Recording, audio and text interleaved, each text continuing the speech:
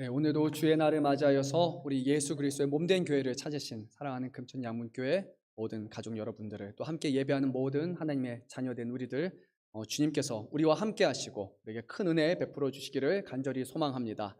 오늘 영상으로 예배드리는 성도님들, 하나님께서 정말 그 마음을 붙드시고 또 예배에 승리할 수 있도록 주님이 함께 해주시기를 또 소망합니다. 우리 함께 인사하도록 하겠습니다. 이렇게 한번 인사하겠습니다. 성도님의 가정에 하나님의 은혜와 사랑이 가득하시길 바랍니다. 한번 이렇게 좀 긴 인사말인가 해볼까요?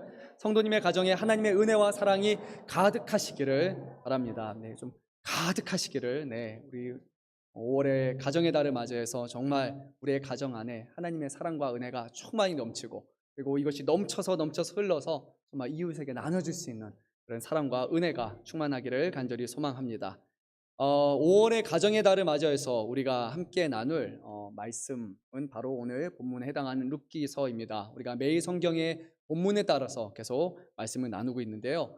이 룻기서는 말씀을 처음부터 끝까지를 보게 되면 가정에 대한 내용을 분명히 담아내고 있습니다. 가정을 살리기 위한 그런 가장의 열심과 노력, 그리고 그 안에서 절망도 있고, 그리고 무너진 가정도 우리가 보게 될 것이고, 그리고 그 모든 것을 결국 다시 회복시키시는 하나님의 놀라운 은혜가 바로 이 안에 담겨 있습니다.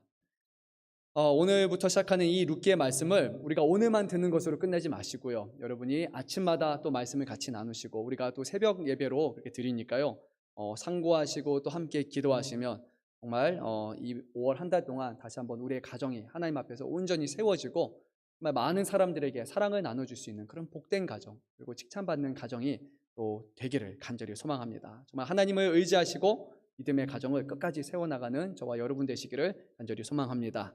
오늘 말씀의 시작은 한 남성이 자신의 가족을 부양하기 위해서 이방 땅으로 이주를 결심하는 그런 모험적인 선택으로부터 비롯됩니다. 그는 흉년을 피해서 아내와 그리고 사랑하는 두 아들들을 이제 꼭 붙들고 모압 땅으로 이제 가게 됩니다. 타 지역으로 아마 이주해 보신 분들은 알겠지만, 오랫동안 살던 그 터전을 떠나서 또 다른 지역으로 가서 새로이 정착하는 것은 그렇게 쉬운 일이 아닙니다. 같은 동네에서 1동에서 2동 가는 것도 결코 쉬운 게 아니죠. 차편도 바뀌고 만나는 이웃도 다르고 많은 삶의 반경이 다 바뀌게 됩니다. 그런데 서울에서 부산으로 갔다 그러면 완전히 다른 경험이죠. 직장 생활 모든 것이 다 바뀝니다. 그런데 오늘 말씀에서는 그냥 나라에서 나라가 아니라 타국으로 이주를 하는 겁니다. 그러면 사람들도 다르고 언어도 다르고 문화도 다르고 신앙도 다릅니다. 그래서 오늘 본문의 이 남성이 자신의 사랑하는 가족을 데리고 타국 땅 모압 땅으로 간다라는 것은 정말로 큰 모험이라고 우리 할 수 있습니다. 하지만 이 남성은 자신의 사랑하는 아내와 또 두 아이들을 너무나 귀하게 여겼기 때문에 이런 모험 가득한 이제 여행을 떠나게 됩니다. 당시 유대인들에게 있어서 타국으로 이주하는 이것은 그렇게 쉬운 일은 아닙니다. 많은 사람들이 부정적인 눈초리를 이렇게 보였을 것이죠. 왜냐하면 이스라엘 땅은 그냥 어느 나라 중에 하나가 아니라 하나님이 이스라엘 백성에게 주신 거룩한 하나님의 땅이었기 때문에, 하나님의 백성이 이스라엘을 떠나서 다른 곳으로 이주한다는 것은 그것은 하나님의 기업을 포기하는 것과 같습니다. 그래서 이후에 예수님 시대에도 그랬지만 디아스포라 유대인들요, 이방으로 떠났던 사람들은 자신이 죽을 때가 되면 자신의 시신이 꼭 예루살렘에 묻히는 그것이 그들의 소망이었습니다. 비록 타국에 살지만 죽는 것만큼은 이스라엘에서 죽고 싶어하는 그런 마음이 있었던 것이죠. 그래서 이 남성은 처음부터 가서 정착하려는 생각은 없었습니다. 잠시 우리가 흉년을 맞이했으니까 떠나서 이방 땅에 거류하면서 또 흉년이 좀 지나면 다시 돌아오려고 하는 그런 생각을 갖고 있었지만, 결국 그는 완전히 모압 땅에 이제 거주하게 됩니다. 이스라엘과 모압의 차이가 있다면 이스라엘 땅은 강이 없습니다. 그래서 전적으로 비가 내려야지만 그 농작물들을 길러낼 수 있습니다. 근데 모압 땅은 비가 상당히 자주 내립니다. 그 고산 지방이기 때문에, 그래서 풍족하게 작물들을 길러낼 수 있습니다. 그래서 살다 보니까 이것이 더 농작물을 길러내기에도 여러 가지 여건이 낫다라고 아마 그가 판단하고 거주를 택합니다. 어떤 사람들은 이 남성 엘리멜렉을 향해서 손가락질을 했을 겁니다. 아니, 엘리멜렉 가정만 흉년을 만난 것이 아니라 지금 이스라엘 곳곳에 전국적인 가뭄이 있었는데 모두가 다 흉년을 만나서 다 힘들어하는데 왜 당신만 떠납니까? 왜 당신만 하나님이 주신 기업을 포기하고 이방 땅으로 갑니까? 하고 그렇게 비판하는 사람들이 분명히 있었을 겁니다. 아니, 이렇게 힘든 시기일수록 우리가 함께 모여서 함께 하나님을 기도하고 하나님께 예배하고 하나님을 신뢰하고 더 나라를 지켜야 되지 않습니까? 이것이 바로 언약 백성의 삶이 아닙니까? 라고 분명히 비판하고 손가락질하는 사람들이 있었을 것입니다. 그런데요, 흉년이라고 해서 모두에게 동일한 흉년은 아닙니다. 가난한 자가 더 어려움을 겪습니다. 선진국, 우리나라도 저희가 선진국이라고 저는 볼 수 있습니다. 우리나라에 정말 큰 경제적인 어려움이 있다고 생각해 보십시오. 물론 힘들 겁니다. 숨이 턱턱 막힐 겁니다. 하지만 우리는 가진 것이 있습니다. 그래서 가진 것을 좀 팔면 됩니다. 그리고 은행빚을 내든지 카드빚을 좀 내든지 아니면 좀 기다리면 국가가 재난 이렇게 지원금으로 해가지고 우리에게 뭔가 도움을 베풀어 줄 겁니다. 그래도 우리는 살만 합니다. 그런데 아프리카와 같은 제3국에서 이런 일이 생겨났다고 생각해 보십시오. 지금도 하루하루 살아가는 것이 그렇게 쉽지 않은데 그곳에 정말 대대적인 가뭄이 있었고 거의 나라가 망할 정도의 그런 상황이라고 생각해 보십시오. 그러면 그들은 하루하루를 먹을 것이 없어서 하루하루가 정말 죽음 가운데 걸어가는 그런 인생일 것입니다. 지금도요, 아프리카에 가면 많은 사람들이, 많은 아이들이 굶어 죽어갑니다. 굶어 죽어갑니다. 정말로요. 너무 배가 고파서요, 어떻게 하면 이 줄인 배를 채울까 해서 나무에 있는 흙을 긁어다가 그것을 그냥 먹습니다. 맛 없습니다. 삼켜도 영양가 하나도 없습니다. 그런데 너무 배가 아프니까 이거라도 먹어야 됩니다. 그리고요, 비가 내리고 나면 땅이 조금 진흙이 되니까 그거를 이렇게 잘 조물조물합니다. 그래서 그거를 입에 먹어서 삼킵니다. 잠깐의 포만감을 위해서 아이들이 그렇게 먹고 결국 병에 걸려 죽습니다. 지금도 정말 많은 아이들이 기아로 인해서, 가뭄으로 인해서 힘들어 죽어가고 있습니다. 모든 사람들에게 어려운 것이 동일하게 작용하지는 않습니다. 이런 어려울 때일수록 더 가난한 사람들이 가장 힘든 시기가 됩니다. 엘리멜렉, 왜 그가 도망가느냐? 우리가 손가락질할 수 있지만 엘리멜렉에게 있어서는 이것은 살기 위한 그의 몸부림이었을 겁니다. 나 한 사람만이 아니라 내 부양 가족이 있고 사랑하는 아내가 있고 두 아들이 있으면 정말 무엇이든지 해서라도 그들을 먹이려는 그런 한 아버지의 선택인 것이죠.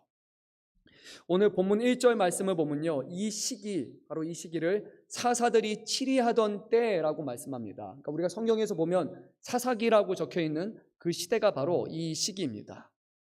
근데 성경은 이 사사들이 치리하던 이 시기를 그렇게 긍정적인 눈으로 보지 않습니다. 이렇게 평가를 합니다. 사사기 2장 13절에서 15절을 제가 좀 편안하게 읽겠습니다. 이스라엘 자손이 애굽 땅에서 그들을 인도하여 내신 여호와 하나님을 버리고 이방 신들을 섬겼고 하나님은 이스라엘 백성에게 진노하사 이방 민족의 손에 노략당하도록 하셨고 그들이 가는 곳마다 하나님의 재앙을 내리셨다. 이것이 바로 사사기 시대의 이스라엘의 모습이었습니다. 사사기 시대에 이스라엘 땅에 내린 재앙은 우상을 섬기는 자들에게 내리시는 하나님의 재앙이라고 말했습니다. 뿐만 아니라 하나님을 예배하지 않는 사람들이 이제 사사기 시대에 점차 더 많아지게 되고, 그리고 예배를 드리지 않고 하나님을 경외하지 않다 보니까 하나님의 말씀을 듣지 않고 말씀에 순종하지 않게 되고 결국 무질서와 무법천지가 되어버렸습니다. 그래서 사사기 21장 25절에서 성경은 우리에게 이렇게 말씀합니다. 그때 이스라엘에 왕이 없으므로 사람이 각기 자기의 소견에 옳은 대로 행하였더라. 자기의 소견대로. 판단의 기준이 하나님의 말씀이 아니라 어떤 법과 질서가 아니라 내가 보기에 옳음은 행하는 겁니다. 가진 자는 남의 것을 빼앗고 탐하고 더 부를 갖겠지만 힘없는 사람, 가진 것이 없는 사람은 철저하게 유린당하고 비참해지는 시기가 바로 이 사사기 시대였다는 겁니다. 하나님을 향한 경외가 사라지고 예배가 사라지는 순간 이 나라는 멸망으로 가는 나라가 되어버렸습니다. 이후의 말씀을 통해서도 우리가 보게 되겠지만 이 엘리멜렉과 그의 가정은, 그런데 그 중에서도 하나님을 경외하는 가정이었습니다. 엘리멜렉이라는 이름 자체가 엘리, 나의 하나님, 멜렉, 왕. 그래서 하나님은 나의 왕이시다라는 그 고백이 그의 이름 안에 담겨 있죠. 그리고 나오미도 하나님을 경외하고 하나님의 이름으로 며느리에게 축복한 것을 우리는 보게 됩니다. 따라서 이들의 이주, 이 가정의 이주는 하나님을 경외함이 마땅한 이스라엘 땅이 하나님을 경외하지 않아서 그곳에 하나님의 재앙이 임했고 그 재앙으로부터 벗어나고자 하려는 그런 몸부림이라고 우리는 볼 수 있습니다. 예배와 말씀이 무너진 이 땅에서 이들은 견딜 수가 없었고 살기 위해서 곳을 떠났던 것이죠. 엘리멜렉의 가정은 부푼 꿈을 가지고 모압 땅을 찾았습니다. 하지만 얼마 못 가서 엘리멜렉은 자신의 사랑하는 아내와 두 아들을 남겨둔 채 먼저 세상을 떠나고 맙니다. 그 당시의 고대 사회는요, 농업과 목축업 이 두 가지의 모든 전적으로 의존했던 그런 시대였기 때문에 여인의 몸으로 농사를 하고 그리고 목축을 기르는 것은 결코 쉬운 일이 아니었습니다. 심지어 이곳은 이방 땅이었습니다. 그래서 이 여인의 몸으로 두 아들들을 길러내기 위해서 그가 얼마나 어려움을 겪었을까 우리는 뭐 생각하지 않아도 잘 압니다. 그런데 그 와중에서도 이 여인 나오미는 정말 자신의 아들을 잘 길러내어서 이방 여인 2명을 이제 며느리로 맞이합니다. 이민 온 지도 이제 한 10년 정도가 지났고요. 이제 좀 정착해서 아들과 며느리 이제 잘 알콩달콩하게 좀 살고 있고, 이제는 좀 태어날 손주들을 기대하면서 우리 가정도 좀 피겠다. 이곳에 이제 기쁨이 좀 넘쳐나겠다라는 그런 희망을 갖고 있었습니다. 그런데 그때 또 다른 변고가 생겼습니다. 금쪽 같은 두 아들들이 사고로 다 죽고 말았습니다. 사랑하는 남편을 먼저 떠나보냈고요. 그러면 얼마나 두 아들들을 각별하게 여겼겠습니까? 정말 살기 싫은데 그래도 아들 둘 생각하면서 자녀들을 위해서 간신히 정말 못 볼 걸 다 못 보면서 그러면서도 버티면서 살아낸 것 아닙니까? 간신히 아들 길러서 이제 조금 평화로운 삶을 살려고 했는데 그 두 아들들이 죽어버렸을 때 이 나오미의 심경은 과연 어땠겠습니까? 하나님의 재앙을 피해서 이방 땅으로 도망왔지만 결국 이제 나오미 혼자만 남게 되었습니다. 남은 건 이방 며느리 둘이었지만 이 둘은 자신의 혈육이 아닙니다. 나오미가 이 당시 얼마나 큰 어려움을 당했을까 저는 감히 이해할 수도 없고 이해하려고도 하지 않습니다. 당사자가 아니면 그 고통과 아픔을 결코 알 수 없습니다. 우리가 이해합니다. 힘내십시오. 이런 말이 과연 위로가 될까요? 살아있는 사람은 그래도 살아야죠 라는 이런 말들 아마 하나도 들리지 않을 겁니다. 그냥 알지 못하면서 하는 소리라고, 내가 지금 얼마나 괴로운지 당신은 알지 못해서 하는 소리라고, 오히려 이런 소리들이 더 불편하게 다가왔을 겁니다. 이 여인은 지금 지옥을 살아가고 있었습니다. 하루하루가 절망이고 아무런 희망과 소망 없이 그냥 주저앉아버린 그것이 바로 이 나오미의 삶이었습니다. 아마 지나간 시간들을 후회했을 겁니다. 왜 이럴 거면 왜 우리가 이 모압 땅까지 와서 생고생을 했을까? 어차피 다 죽어버릴 거면 그냥 이스라엘이 있을 걸. 왜 이곳에 와서 더 고생하고 그래서 다 죽고 말았을까? 는 괴로워서 몸부림 쳤을 것입니다. 이 심신은 분명히 무너져 버렸을 것입니다. 그런데요, 그 와중에 갑자기 나오미에게 하나의 희소식이 들려왔습니다. 우리 본문의 말씀 6절 말씀을 우리가 한 목소리로 한번 읽기로 하겠습니다. 그 여인이 모압 지방에서 여호와께서 자기 백성을 돌보시사 그들에게 양식을 주셨다 함을 듣고 이에 두 며느리와 함께 일어나 모압 지방에서 돌아오려 하여. 그가 들었던 소식은 이것이죠. 이제 흉년이 그쳤다, 끝났다. 그리고 여호와께서 자기 백성에게 양식을 베푸신다라는 겁니다. 이것은 단순히 이제 이스라엘에 풍년이 일어났다, 양식이 넘쳐났다라는 그런 소식이 아닙니다. 이것은요, 그 전에 하나님을 경외하지 않는 이 지역에 하나님이 내렸던 재앙이 드디어 그치고 이제는 하나님의 노가 멈추고 하나님의 자비가 임하기 시작했다라는 말씀인 겁니다. 오늘 본문에 해당하는 양식이라는 말, 이 본문에 하나님이 내려주신 양식은 히브리어로는 레헴이라고 말합니다. 그리고 나오미의 고향은 어딜까요? 베들레헴입니다. 똑같은 단어죠. 베들레헴은 양식의 집 또는 쉽게 말해서 우리가 빵집이라고 부릅니다. 베들레헴은 빵이 많아야 되는 곳입니다. 양식이 많아야 되는 곳이었습니다. 그곳에는 하나님이 내리시는 풍성한 은혜와 양식을 누리며 살아가야 됐습니다. 그런데 그곳에 레헴이라는 양식이 없었습니다. 그래서 나오미는 이제 새로운 양식을 쫓아서 모압 땅으로 이주를 한 것입니다. 그리고 모든 것을 다 잃은 후에야 비로소 하나님께서 베들레헴에 다시 한번 양식 곧 레헴을 준비하셨다라는 소식을 듣습니다. 이 소식을 접한 나오미의 반응은 6절 말씀을 보면 일어났다 였습니다. 히브리어는 쿰이라고 합니다. 이제 나오미는 다시 고국으로 돌아가고자 했습니다. 물론 고국으로 돌아간다고 해서 죽었던 남편이 살아오지도 않고요. 죽은 두 아들들이 다시 살아 돌아오지 않습니다. 여전히 가도 과부입니다. 여전히 가도 힘겨운 시간을 보내야 됩니다. 사람들이 손가락질 할 겁니다. 그렇게 될 거면 왜 갔냐고 할 겁니다. 잘 돼서 좀 부자가 돼서 성공해서 돌아오면 사람들이 인정하겠지만 완전히 모든 것을 다 잃어버리고 이렇게 절망 가운데 온 그를 자비로운 시선으로 바라볼 사람이 과연 누가 있을까요? 하지만 나오미는 오직 한 가지만을 바라보며 갔습니다. 하나님의 재앙이 끝났고 이제는 하나님의 자비가 이스라엘 땅에 임했다라는 소식 하나만을 듣고 그는 신랄 같은 기대를 가지고 이제 그는 다시 고국으로 돌아가고자 합니다. 이전까지 나오미는 산송장과 같았을 것입니다. 하지만 그는 베들레헴에 양식이 있다는 소식에 그 복된 소식에 이끌려 그 자리에서 일어나서 다시 고국을 향해 갔습니다. 우리가 잘 아는 말씀이죠. 마가복음 5장 말씀을 보면 회당장 야이로라 하는 사람이 어느 날 예수님께 나와서 도우심을 구합니다. 예수님, 내 딸이 죽게 생겼습니다. 예수님께서 와서 내 병든 딸을 고쳐 주십시오라고 간청합니다. 그의 위에 손을 얹으시면 그가 구원받을 것입니다. 그런데 이내 사람들이 와서 이런 소식을 전합니다. 당신의 딸이 죽었습니다. 그 예수님을 괴롭게 하지 마십시오. 이미 끝난 일입니다. 두려워하고 염려하는 그에게, 희망이 꺼져가는 그에게 예수님이 이렇게 말씀하셨습니다. 두려워하지 말고 믿기만 하라. 그 말씀에 힘입어서 그는 예수님을 모시고 자신의 집으로 돌아갔습니다. 예수님께서 회당장 집에 들어가서 죽은 딸을 손에 잡고 이렇게 말씀하셨습니다. 달리다 쿰이라고 말씀하셨습니다. 소녀여 일어나라. 그리고 그 소녀는 예수님의 손에 붙들림 받아서 죽은 상태에서 다시 살아서 일어나서 그는 걷게 되었습니다. 여기서 쿰은 똑같이 일어나다라는 뜻입니다.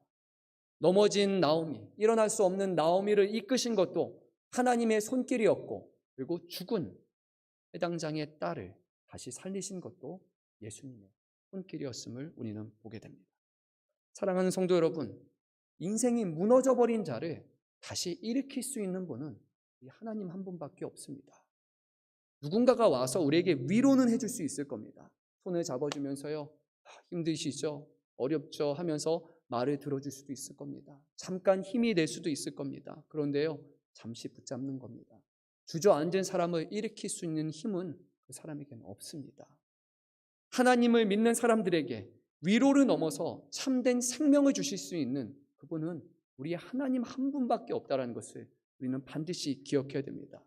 주위에 있는 사람들의 위로를 우리가 바란다면 그 위로는 잠시 찰나의 위로지만 그 사람에게 계속 위로를 받고자 하려면 결국 실망을 우리는 경험할 수밖에 없습니다. 우리를 일으키실 수 있는 분은 하나님이라는 것을 믿으신다면 오늘 우리의 손길을 주님 앞에 뻗기를 바랍니다. 주님이 우리를 붙잡으시고 지금 우리의 자리에서 일으키시사 하나님의 자비와 하나님의 은혜와 구원을 경험하게 하실 줄 믿습니다. 우리는 더 나은 미래를 향해서 고향 땅을 떠났던 한 탕자의 이야기를 잘 알고 있습니다. 그는 자신의 아버지에게 아버지, 당신의 유산을 미리 좀 땡겨주십시오 라고 얘기를 합니다. 아주 불효막심한 아들이었습니다. 근데 그가 이방 땅으로 갔던 이유는 그곳에서 그냥 흥청망청 살기 위함이 아니라 나름의 자기도 뭔가 해보려는 그런 마음이 있었죠. 하지만 결국 모든 것들이 사업도 망하고 결국 다 탕진하고 말았습니다. 돼지 먹는 쥐염 열매로 이제는 그가 생계를 꾸리려고 했지만 그것조차도 주는 사람이 없어서 아무것도 먹지 못한 채 정말 그는 줄인 상황 가운데 있었습니다. 그때 그가 떠올린 것이 무엇인지 압니까? 아버지께서 베푸셨던 양식이라고 성경은 기억합니다. 아버지 곁에 있을 때는 아버지가 주는 양식이 있었다고, 거기는 먹을 것이 있었고 거기서는 먹을 것으로 걱정할 필요가 없었다고 말합니다. 그리고 그것을 떠올린 후에 이 탕자는 이렇게 말합니다. 내가 일어나서 아버지께 가겠다 라고 말합니다. 사랑하는 성도 여러분, 혹시 이 자리에 나와 있는 분 중에 사랑하는 가족을 잃고 낙심해서 삶의 소망을 잃고 지금 간신히 살아가시는 분 계십니까? 사랑하는 남편, 사랑하는 부모, 자식, 그 상처로 여전히 마음 아파하면서 회복되지 못한 채 씨름하는 삶을 살아가시는 분 혹시 이 자리에 계십니까? 죽지 못해 사는 인생을 사시는 분 혹시 이 자리에 계십니까? 그러면요, 오늘 하나님을 구하십시오. 자리에서 일어나십시오. 그래서 아버지께 가십시오. 아버지께 매달리십시오. 그 앞에서 엎드려서 애통하십시오. 그러면 아버지께서 우리의 손을 붙들어 주시고 우리의 힘이 되어 주시고 그 손을 영원토록 놓지 않아 주실 것입니다. 근데 오늘 말씀에 보면요, 베들레헴 빵집이라고 말했는데 여기서 말하는 빵은 단지 우리가 먹는 그런 빵만을 의미하지는 않습니다. 성막에, 구약시대 성막에서 이제 일하는 제사장들은요, 매 안식일이 되면은 이제 누룩을 넣지 않은 빵을 12개를 준비합니다. 그것을 우리는 진설병이라고 합니다. 떡상 앞에, 하나님 앞에 드려야 되는데 6개씩 양쪽에 이렇게 나눠서 드리는데 그것은 12지파를 상징합니다. 이것을 성경에서는 거룩한 빵이고 또 다른 표현은 레헴이라고 표현을 합니다.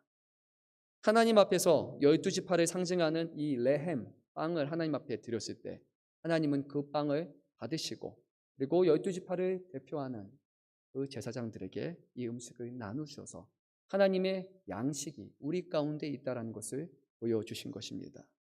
사랑하는 성도 여러분, 만약에 빵집에 빵이 없다면 누가 그 빵집을 찾아가겠습니까? 빵집 언제 주로 가십니까? 아침에 가보신 분 계십니까? 빵이 갓 나왔는데요, 바로바로 뜨끈뜨끈해가지고 봉지에 넣는데 담으면 김설일까봐 반쯤 열어놓은 그 빵 한번 가져가셔서 집에서 드셔보셨습니까? 그 식빵 너무 맛있잖아요. 따뜻한 빵이요. 그런데 그런 따뜻한 빵을 우리가 기대하고 갔는데 남아있는 거는 하루 지난 어제 남은 빵만 있다면 우리의 마음이 어떻겠습니까? 한 번은 사겠죠. 그런데 다음에 또 갔는데 또 찬빵. 한 달, 2달, 4번 똑같은 그런 빵만 있다고 생각해 보십시오. 그 빵집에 갈 사람은 아무도 없습니다. 우리가 하나님 앞에 드리는 예배, 우리가 말하는 생명이고 양식이라고 말하는 이 예배 안에 정말 하나님이 주시는 영적인 양식을 공급받지 못한다면, 뜨겁고 우리에게 주시는 그 은혜를 공급받지 못한다면 이 교회는 그냥 소문만 구성한 빵집이 되어버릴 것입니다. 우리는 고백합니다. 하나님의 은혜가 있습니다. 하나님이 이곳에 임재하십니다. 하나님이 우리를 자비를 베풀어 주십니다. 아무리 우리가 이렇게 크게 떠들어봤자 사람들은 우리에게 와서 물을 겁니다. 어디요? 어디 하나님이 계십니까? 하나님의 자비가 도대체 어디 있습니까? 그냥 말뿐만 하는 소리 아닙니까? 하고 사람들이 말하지 않을까요? 하나님 앞에 드리는 온전한 예배와 진설병이 없이 어찌 하나님이 주시는 양식을 우리가 기대할 수 있겠습니까? 사사기 시대의 문제는요, 하나님 앞에 드렸던 예배의 문제였습니다. 그들은 하나님 외에 다른 신을 섬기기 시작했고 하나님 앞에 바알을 섬기고 아스타롯을 섬기고 수많은 신들을 섬겨놨던 것입니다. 하나님 앞에와 하나님과 동등하게 세워둔 그 신들을 하나님은 그곳에 임재하지 않으셨고 결국 그곳에서는 하나님의 말씀도 전해지지 않았고 그곳에는 하나님의 은혜가 아니라 하나님의 재앙만이 남았을 뿐입니다. 오늘날에도 엘리멜렉과 나오미 같이 빵집에서 빵을 얻지 못하고 교회를 떠난 사람들이 있습니다. 왜 그럴까요? 교회 안에 영적인 침체가 있기 때문입니다. 교회 안에 기쁨도 없고요, 하나님을 만나는 감격도 없습니다. 과거의 추억만을 가지고 10년 전에 20년 전에 만났던 그 하나님만을 기억하면서 예배하는 곳에 어찌 기쁨이 있고 은혜가 있겠습니까? 한두 번은 오겠지만 무미건조한 예배 올 사람은 없습니다. 근데 문제는요, 하나님이 문제가 아니라는 겁니다. 하나님은 과거나 어제나 영원토록 동일하신 분이시고 하나님은 우리의 예배를 기뻐 받으시는 분인데 문제는 하나님 앞에 드리는 이 예배, 우리의 마음가짐과 하나님 앞에 경외함을 잃어버린 가짜 예배를 우리가 드리기 때문이 아닐까요? 정말 우리는 이 자리에 사모함으로 나와 있습니까? 하나님이 이곳에 함께 하실 것과 우리 안에 역사하실 것을 우리가 간구하며 그런 소망을 가지고 이 자리에 나오셨습니까? 한 주간 살아오시면서 정말 힘들고 어려운 일, 세상의 모든 일들 이거 이겨낼 수 있는 힘이 오늘 주님을 만나고 예배하는 중에 회복될 것이라는 이런 기대감을 가지고 이 자리에 나오셨습니까? 아니면요, 토요일 열심히 놀고 열심히 하고 싶은 거 다 한 다음에 피곤하고 지친 몸으로 지금 이 자리에 나와서 그냥 자리에만 앉아 계십니까? 하나님이 우리의 예배를 보실 때, 지금 우리를 보실 때 뭐라고 말씀하시겠습니까? 모든 것이 하나님을 예배하는 우리의 자세부터 시작합니다. 우리 오늘 말씀은 아니지만 사사기 2장 11절에서 15절 말씀을 우리가 한번 교독하도록 하겠습니다. 자막이 준비되어 있으니까요, 한 절씩 교독하시겠습니다. 제가 먼저 읽습니다. 이스라엘 자손이 여호와의 목전에 악을 행하여 바알들을 섬기며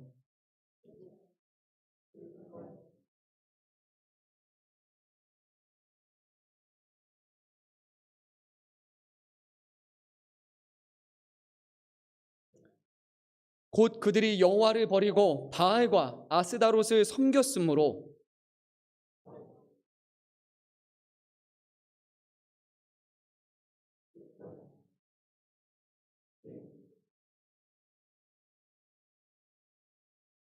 한 목소리로 읽습니다. 그들이 어디로 가든지 여호와의 손이 그들에게 재앙을 내리시니 곧 여호와께서 말씀하신 것과 같고 여호와께서 그들에게 맹세하신 것과 같아서 그들의 괴로움이 심하였더라.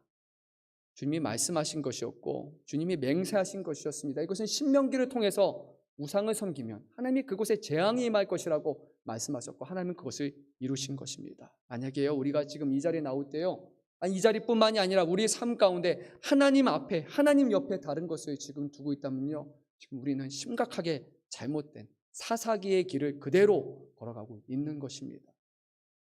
신은요, 우리가 만드는 우상은 하나님이 아닌 부처를 믿거나 아니면 알라 이런 거 그런 신을 말하는 것이 아닙니다. 신은 우리가 의지하는 대상, 그리고 하나님보다 더 귀하게 여기는 그 모든 것이 결국 하나님 앞에 우리가 세우는 우상입니다.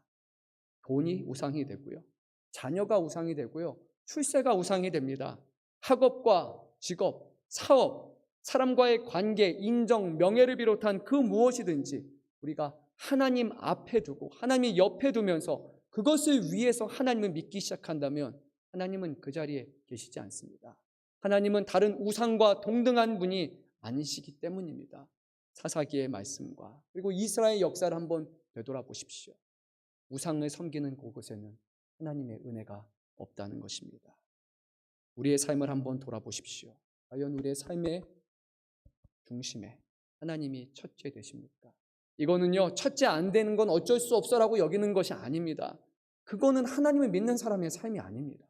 하나님을 믿는 사람은 세상이 있지만, 살아갈 여러 가지 일들이 있지만 그 가운데서도 하나님을 바라보고 하나님이 기뻐하시는 것을 끝까지 쫓고 그 길을 걸어내는 사람이 정말로 하나님을 믿는 구원받은 백성입니다. 사랑하는 성도 여러분, 정말로 하나님을 사랑하시고 사모하시고 하나님을 경외하십시오. 그러면요, 예배가 변화됩니다.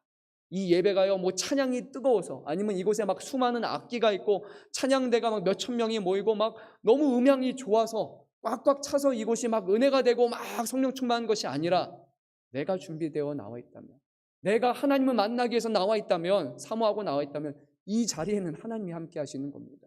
우리의 마음을 돌아보십시오. 목회자인 저의 마음부터 돌아보고요, 이 자리에 나와 있는 우리 사랑하는 성도 여러분 한 사람 한 사람, 저는 이 예배가요, 그냥 아무런 의미 없는 시간 허비하는 예배가 되지 않았으면 좋겠습니다.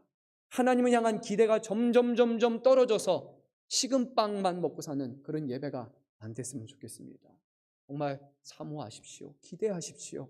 주님이 이곳에 임하실 줄로 믿습니다. 우리 본문에 다시 룻기 말씀으로 돌아가서 7절, 8절 말씀을 자막이 준비됐으면 같이 읽도록 하겠습니다.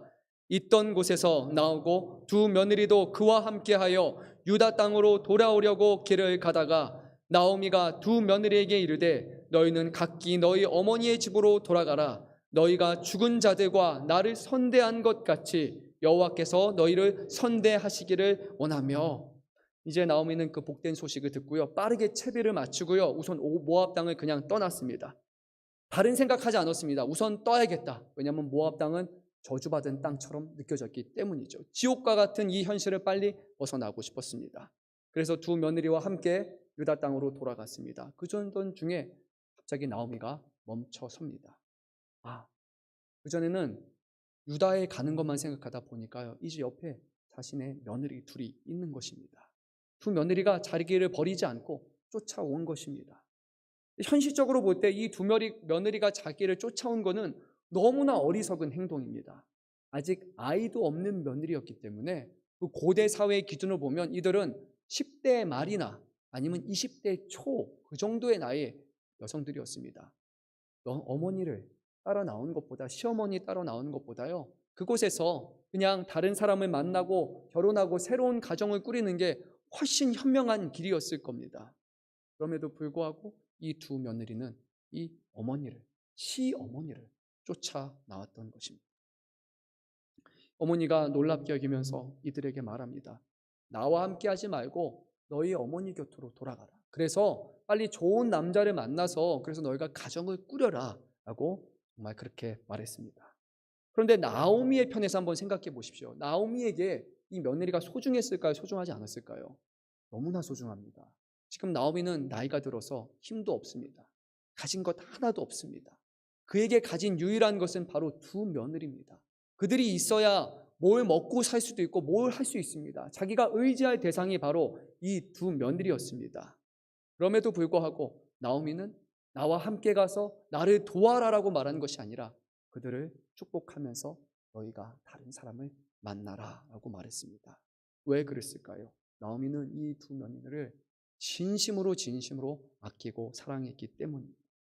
8절에서 나오미가 이렇게 말합니다. 너희는 각기 너희 어머니의 집으로 돌아가라. 너희가 죽은 자들과 나를 선대한 것 같이 여호와께서 너희를 선대하시기를 원하며. 여기서 선대에 해당하는 이 히브리어를 우리는 헤세드라고 말합니다. 헤세드는 하나님의 언약적인 사랑을 의미하지만 기본적인 의미는 이러합니다. 약한 자가 곤궁에 처해 있을 때 강한 자가 아무런 의무 없이도 자발적으로 보이는 충성과 헌신을 뜻합니다. 더 쉽게 말하면요, 상위자가 하위자에게 보이는 자발적인 헌신과 사랑이 바로 이 헤세드라는 겁니다. 여호와 하나님께서 이스라엘 백성을 애굽에서 건져내어 주신 것이 바로 이 헤세드라고 성경은 말합니다. 이 두 며느리는 어미를 쫓아올 이유가 전혀 없었습니다. 그런데 그런 자비를 베풀어 줬다는 겁니다. 나오미는요, 이 두 며느리에게 너무 진심으로 고마워하고 있었습니다. 자신의 죽은 두 아들들에게 살아있는 동안 너무 잘해줘서, 자비를 베풀어줘서, 사랑으로 베풀어줘서 고맙다. 그리고 지금도 나와 함께 해줘서 너무 고맙다. 그리고 자신이 줄 수 있는 최고의 축복으로서 하나님이 너희와 함께 하시기를 바란다라고 말했습니다.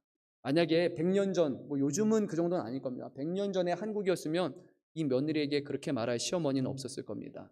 내 아들 잡아먹은 무슨 이렇게 말했을 겁니다. 그래서 너 죽고 나 죽자. 너가 우리 가정에 들어와서 아들 둘이 다 죽었다고 말하면서 난리를 쳤을 겁니다. 고맙다라고 말할 사람이 어디 있습니까? 내 자식이 살아있는 동안 잘해서 라고 고마워라고 말할 수 있는 사람이 어디 있습니까? 지금 시대랑 고대 시대는 완전히 다릅니다. 그때는요, 남자가 있어야지만 살 수 있는 시대입니다. 여성이 나가서 일자리에서 일할 수 있는 것이 하나도 없습니다. 전적으로 모든 것이 남성에게 의존해야 되는 그런 남성 가부장적인 사회였단 말입니다. 그럼에도 불구하고 이 나오미는 이 두 며느리를 탓하지 않았습니다. 그리고 자신이 줄 수 있는 최고의 축복을 그들에게 베풉니다. 제가 말씀을 읽도록 하겠습니다. 여호와께서 너희를 선대하시기를 원하며 말합니다. 그런데요, 지금 하나님의 선대, 하나님의 자비, 하나님의 자애, 헤세드가 가장 필요한 사람은 며느리가 아니라 누굽니까? 나오미 자신이에요. 이 두 며느리는 다른 데 결혼하면 시집가면 살 수 있습니다. 그런데 나오미는 하나님이 주실 수 있는 그 축복을요, 나에게 주지 마십시오. 하나님이 주시고자 한다면 이 축복을 이 두 며느리에게 주십시오. 또 그렇게 말합니다. 놀랍지 않습니까?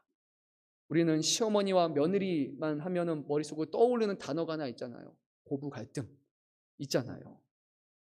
아무리 시내가 변했다고 해도 여전히 고부 갈등 존재하잖아요. 내 아들과 내 며느리는 전혀 다른 사람입니다. 며느리는 말 그대로 내 아들의 아내예요. 아들이 있기 때문에 아들과의 관계를 통해서 나와 맺어진 관계지, 아들이 없으면 남남이에요. 피 하나 섞이지 않은 것이 며느리입니다. 근데 아들은 다르잖아요. 내 피가 섞인, 내 생명 같은 내 아들이란 말입니다. 내 생명을 나눠준 자식이에요. 그런데 오늘 이어지는 말씀을 보면요, 나오미는 이 두 며느리를 단 한 번도 며느리라고 부르지 않습니다. 11절 말씀 제가 한번 읽도록 하겠습니다. 나오미가 이르되 내 딸들아. 12절 말씀입니다. 내 딸들아. 13절 말씀입니다. 내 딸들아. 나오미는 이 두 이방 며느리를 자신의 딸로 여겼습니다. 며느리로 여기지 않았어요. 남의 가정에 남의 집 사람으로 여기지 않았습니다. 그래서 이 어머니의 지극한 사랑에 두 며느리가 사랑으로 반응합니다. 10절 말씀입니다. 나오미에게 이르되 아니니이다. 우리는 어머니와 함께 어머니의 백성에게 돌아가겠나이다. 놀랍지 않습니까? 모압 사람들이 우리의 가족이 아니고요, 어머니의 백성이 이제는 내 백성입니다. 어머니가 가는 곳에 내가 가기를 원합니다라고 그 두 며느리가 그렇게 진심으로 고백합니다. 진심 어린 사랑이 있을 때 사람들은 진심 어린 사랑에 진심 어린 사랑으로 반응합니다. 나오미는 진심으로 두 며느리를 사랑하며 그들에게 축복을 빌었습니다. 얼마나 이 딸들을, 진짜 딸은 아니지만 딸들을 아꼈는지요. 너 나와 있으면 괴로우니까 떠나라를 그냥 가, 이게 아니라요, 원문을 보면 명령으로만 했어요. 당장 떠나라. 나하고 있으면 괴로우니까 가, 제발 가. 그 마음이 느껴지십니까? 내 자식, 내 딸들 고생하는 것이 싫어서 나 혼자 그냥 고난당하면 되니까 너희는 잘 살아야 돼라고 단호하게 말하면서 그들을 쫓아내려는 것이 바로 이 나오미의 마음이었던 것입니다. 결국 이 말에 두 며느리 중 한 명, 오르바가 먼저 어머니의 말에 순종을 하고 어머니를 떠납니다. 그 누구도 오르바를 손가락질할 사람은 없습니다. 너무 할 수 있는 최선을 다했고 어머니의 말을 순종한 것이죠.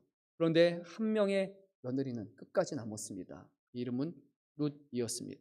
그런데 룻이 놀랍게 이런 고백을 합니다. 우리 본문 말씀에서 조금 내려가서 16절, 17절 말씀을, 좀 긴 본문이지만 우리가 이 말씀을 함께 합독하겠습니다.